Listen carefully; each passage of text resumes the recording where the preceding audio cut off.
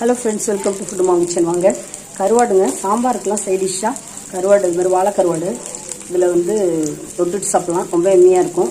இது நம்ம எப்படி மிக்ஸ் பண்ணோம்னா, ஆல் பர்பஸ் மிளகாத்தூள் இருந்தாலும் போட்டுக்கலாம், சில்லி பவுடர் இருந்தாலும் போட்டுக்கலாம். அவங்கவுங்க காரத்துக்கு தகுந்த மாதிரி. கொஞ்சம் அரை ஸ்பூன் அரிசி மாவு, சோம்புத்தூள் ஒரு அரை ஸ்பூன், பூண்டு ஒரு 5-6 பல்லு இடித்து போட்டுக்கணும். கருவேப்பிலை கொஞ்சம் கிள்ளி போட்டுக்கணுங்க.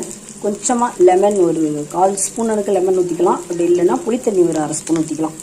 உப்பு, சால்ட்டு இல்லைன்னா கருவாட்டில் சால்ட்டு போட்டு மிக்ஸ் பண்ணி ஒரு 1/2 அன் ஹவர் ஊறினோடனே வறுத்தெடுத்தோம்னா எம்மியான கருவாடு ரெடி ஆகிடுங்க. இது திருப்பி விட்டு எடுத்துட வேண்டியதுதான். சாம்பாருக்கு, ரசத்துக்கும் சைட் டிஷ்ஷாக சூப்பராக இருக்கும். செஞ்சு பாருங்கள். நான்வெஜ் பிரியர்களுக்கு ரொம்ப பிடிக்கும். திருப்பி போட்டுட்டோம். நல்லா இதே மாதிரி ப்ரௌனிஷ் ஆனோன்னா 2 பக்கம் திருப்பி விட்டு எண்ணெய் விட்டுவிட்டு பற்றி எடுக்க வேண்டியது தான்.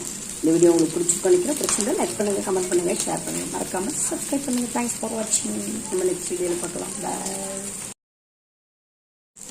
Hello friends, welcome to Food Mom Kitchen. வாங்க, கருவாடுங்க. சாம்பாருக்குலாம் சைட் டிஷ்ஷாக கருவாடு, இது மாதிரி வாழை கருவாடு இதில் வந்து தொட்டுட்டு சாப்பிட்லாம். ரொம்ப எம்மியாக இருக்கும்.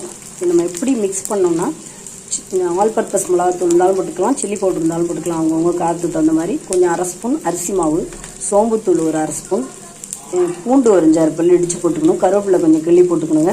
கொஞ்சமாக லெமன் ஒரு 1/4 ஸ்பூன் எனக்கு லெமன் ஊற்றிக்கலாம். அப்படி இல்லைன்னா புளித்தண்ணி ஒரு அரை ஸ்பூன் ஊற்றிக்கலாம்.